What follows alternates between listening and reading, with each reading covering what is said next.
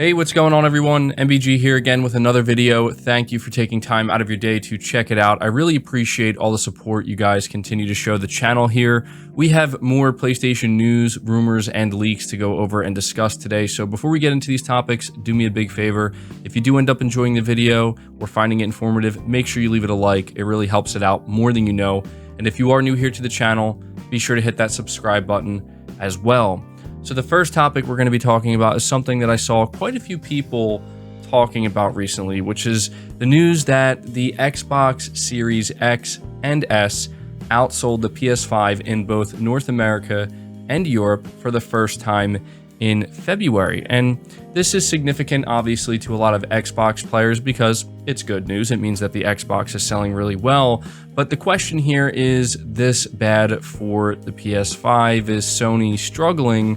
And the answer to that is yes, they are struggling, but not in the way that you might think, and certainly not in the way that some people on the internet might want you to think they are. So this is reading from WCCF Tech, where they say, still struggling to get your hands on a next-gen console? You're certainly not alone. As the global chip shortage gets worse, not better, new consoles remain a rare sight on retail shelves, with the PlayStation 5 seemingly particularly affected, so much so that February saw the Xbox Series X and S outsell the PS5 in both North America and Europe for the first time. Microsoft's win comes due to the relative availability of the Xbox Series S, the only new console that can semi-reliably be found on store shelves. That said, Microsoft's victory is a somewhat hollow one, as console sales were down as a whole in February due to availability issues. According to the NPD Group, North American hardware sales were down 27% year-on-year in February,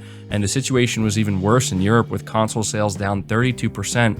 Also, while the Xbox Series X and S beat PS5, they were both bested by the Nintendo Switch yet again. Could the current severe PS5 supply issues be a protracted problem? Could Microsoft have a chance to make up some ground? It's hard to say, as Sony has provided very little guidance about what PS5 supply will look like for the rest of 2022. And the reason for that is likely because Sony themselves, they really don't know exactly what to expect. And if it's going to be bad news, they're going to refrain from saying that publicly until they absolutely have to. And so I wanted to cover this because I think it's honestly bad news all around, unfortunately. I understand why maybe Xbox fans would want to celebrate this because, I mean, the Xbox Series consoles outselling the PS5 in both North America and Europe. That's not something you see that often, if ever, and certainly not something that people were expecting. But it really does highlight just how bad the chip shortage really is at this point in time. And I think it's maybe to be expected. I don't know that we're going to see any significant improvement when it comes to the chip shortage anytime soon. I think that if we do see a significant improvement, it will begin to happen later this year, probably more towards the holiday season going into 2023, but there's really no guarantee that that's going to happen. And the unfortunate reality here is we could see Sony and Microsoft and Nintendo continue to struggle to produce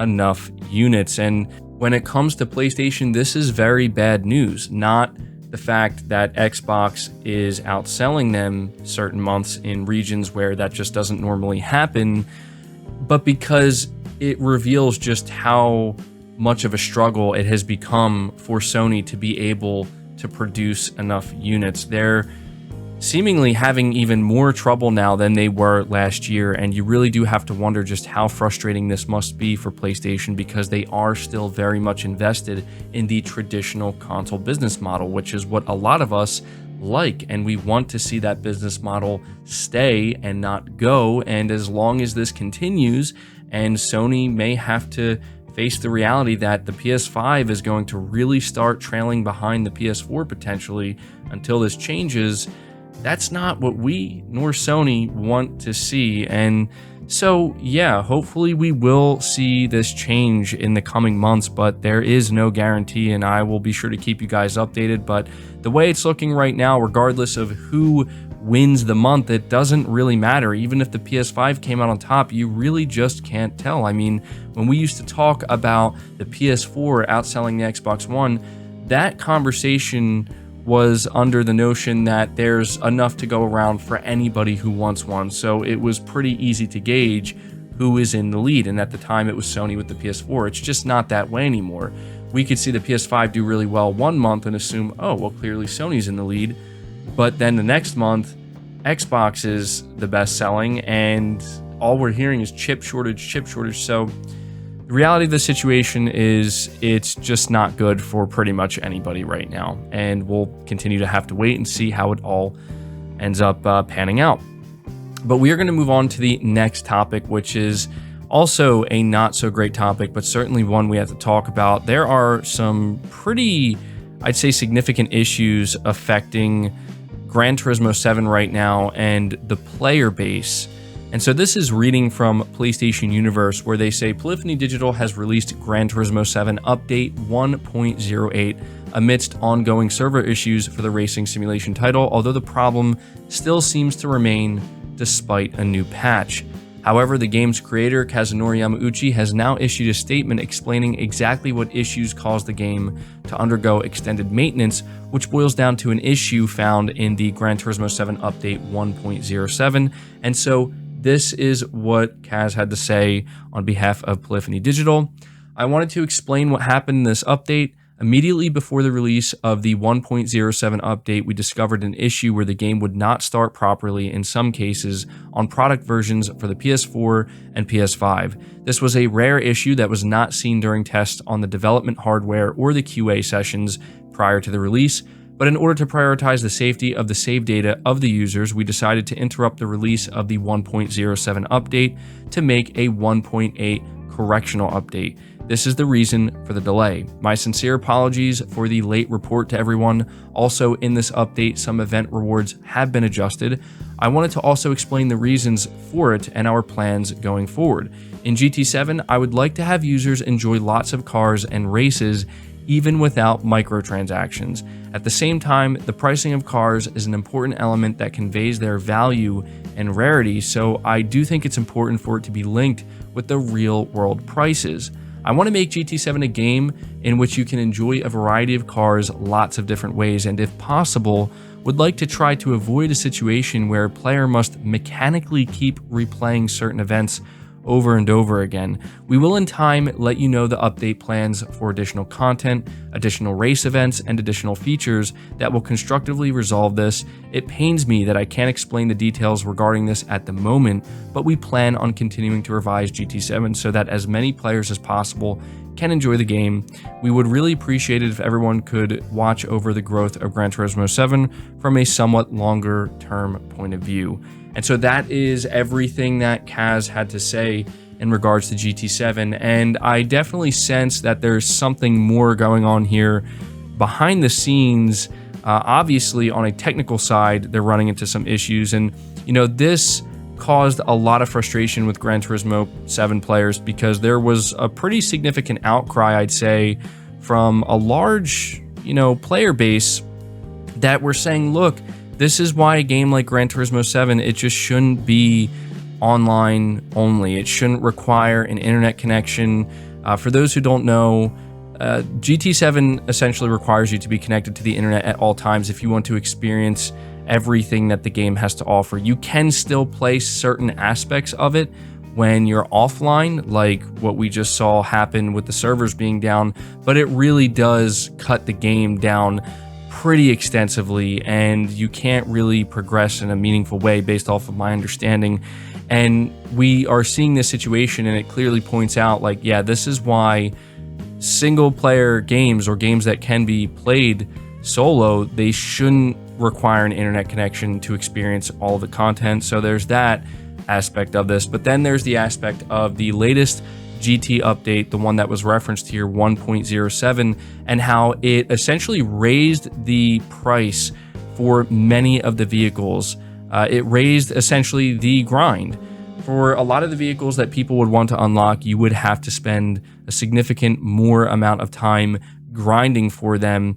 And it's really obvious why they decided to do this, at least in my opinion. It's because Sony, that is, they're trying to kind of nudge people closer to the microtransactions to buy these credits. And it just seems like this is all going wrong, and you can tell with what Kaz is saying here that he does not feel good about this. And I almost feel like, in a way, this isn't really Polyphony Digital's doing, at least not entirely when it comes to the microtransactions, because you can tell with the last part of this write-up, you know, he says, "It pains me that I can't explain the details," and he's basically asking people to be patient. I really think that there's just something more going on between Polyphony Digital and potentially the, you know, higher up executives at Sony, where they have a certain expectation of how many microtransactions they're expecting to sell, and, you know, maybe people were just finding it easy, I guess you could say, to unlock the cars that they wanted to unlock, and because of this, Sony was like, look, nobody's buying microtransactions, we need to do something. I mean, of course, I can't prove this, but I feel like the proof kind of is here. If you read between the lines, why else would they make these adjustments so abruptly when it seemed like there was already negative conversation around the microtransaction changes in GT7? And the changes that were initially there made it clear that Sony is hoping to extract more money from those who buy microtransactions. And then with they bring out their latest update, and with that update, it makes it even more clear that they want people to buy microtransactions. And I have to tell you, man, for as excited as I am to see what Sony's going to do with some of their upcoming multiplayer games, they said that they have 10 live service games they plan to launch by 2026. It's stuff like this that really, really, really concerns me. Like, Sony, come on now, don't go down this road, don't go down this path where it's about greed. I mean, I do not expect a billion-dollar corporation to not try to extract as much money from me as possible, but there are different ways to go about it, and this is not the right way. And I'm hoping that because of everything that happened here, Sony, if they are, again, I can't prove it, and I don't know if they are, but if Sony really is putting a lot of pressure on Polyphony Digital, where it's like, you got to adjust these microtransactions, you got to make sure, you know, you're getting that MTX money, I hope that this will make it so that it doesn't have to be that way. Again, I don't want to paint Polyphony Digital as entirely innocent, but I just assume that, like, look, they're making the game, they're selling it at full price. I'm pretty sure that they're just about making the game as good as it can be. I feel pretty confident in saying that about Polyphony Digital. So, yeah, we'll have to see how this plays out. I do believe GT7 is up now, and I know that this is a little bit long-winded, but it's concerning. You know, it's definitely concerning to me, and I really just hope that Sony and Polyphony Digital are able to get it together, and this is not something that we continue to see as an issue or something that is being talked about frequently with any live service multiplayer games that Sony puts out. So you guys let me know your thoughts about that down below. But the final topic I have for you guys is a very quick one, but something that I think does deserve to be mentioned here, because we just did that Hogwarts Legacy State of Play, which went down really, really well. It seems like people were very, very satisfied with that. And actually, you can let me know in the comments if you're looking forward to this game. But we did get official confirmation, because there was some concern about this, that Hogwarts Legacy will not feature any microtransactions. We learned about this from Chandler Wood. This is Warner Bros. Avalanche, their community manager, and he said on Twitter, "We've seen this question coming up and want to set the record straight. There are no microtransactions in Hogwarts Legacy." Now, it's a good thing that they made this clear and set the record straight, because we did see in certain parts of the game some potential opportunities where they could insert microtransactions if they wanted to, and I've seen a few people express their concern. And look, when it comes to single player games, microtransactions, they just don't belong, especially full price single player games. That's honestly just absurd. And so it's just nice to see that they're doing the right thing here, what they should be doing. I know it feels like, is this really something we have to celebrate these days? But it is. It is, and I just want to let everybody know. So there you go. If you had any concerns, don't worry. There will be no microtransactions in Hogwarts Legacy. But that's going to do it for this video, guys. I hope you did enjoy it. I hope you did find it informative. Again, if you did, leave it a like, subscribe if you're new, hit the bell notification icon, and feel free to share this video out on top of all that. But until next time, guys, take care.